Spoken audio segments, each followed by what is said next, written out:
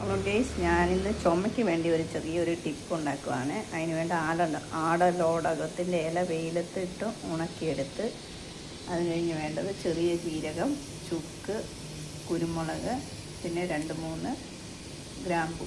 ഇതെല്ലാം എണ്ണയില്ലാതെ നമ്മൾ വറുത്തെടുക്കണേ. ജീരകം ചെറുതായിട്ട് മുരിയുന്നുണ്ട്.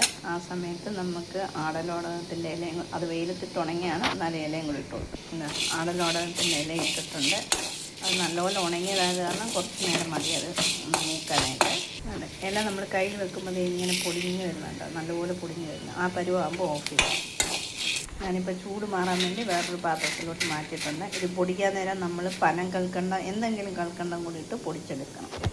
ഞാൻ ഇത്രയും കൽക്കണ്ടം ഇടുന്നുണ്ട്, പനം കൽക്കണ്ടമാണിത്. അപ്പോൾ ഇത് പൊടിക്കാൻ പോകാൻ മിക്സി ജാർ നല്ലപോലെ തുടച്ചിട്ട് വേണം പൊടിക്കാൻ. ശകലം പോലും വെള്ളം ഇരിക്കില്ല, അങ്ങനെ ഇരുന്നാൽ ഇത് അഴുക്കായി പോകും.